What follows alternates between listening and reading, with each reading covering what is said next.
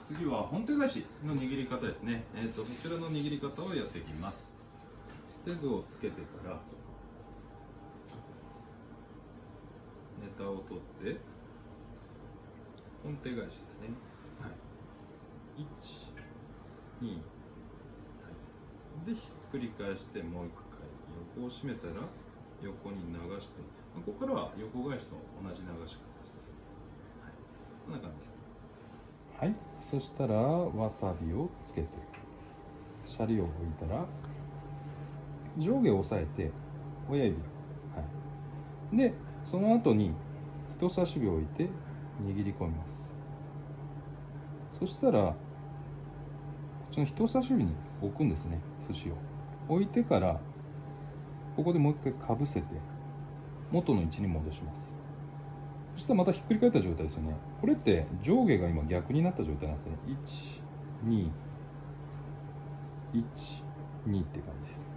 はい、そしたら1、2でなんでこれ逆にするのかっていうと、これで上下をもう一回しっかり決めることによってこう上下からシャリが飛び出ない状態を作ったんですよね。はい、要は形をとことん丁寧に作った握り方、これが本手返しです。はい、でひっくり返して横を締めて握る、繰り返して握る。だけどこの親指を入れる必要性がほとんどなくなります。それなんで1、2でひっくり返してこう戻してからこれで決まりです。っていうのが本手返しの手数が減る一つですね。ただその前に手数を結構作ってるんで、はい、っていう風な形で使っていくのが本手返しですね。1、2、この人差し指に置いて、そしたらこの第二関節と付け根の部分がちょうど合わさるようにしてから、はい、そしたら元に戻します。で1、2で横に返して締めながら鳴らすと、この状態ですね。あとはひっくり返してもう一度決めるでも OK です。っていう風な形にするのが本手返し。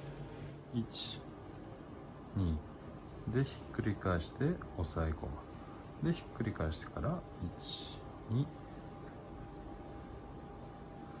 はい、これで完成です。わさびを塗ってシャリを置きましたと。はい、そしたら上下を押さえて1、ひっくり返して元の位置に戻す。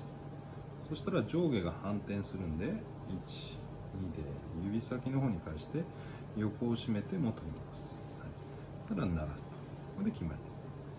そうするとこういった形の。でこれを取ると分かりやすいんですけど、取ったらこの親指っていうのを入れてなくてもここはもうしっかり決まってるんですよね。両サイドが決まってるのが分かりますよね。はい、っていう状態になるための握りの作り方、この本手返しが多分握りの形だと一番綺麗に仕上がりやすいですね。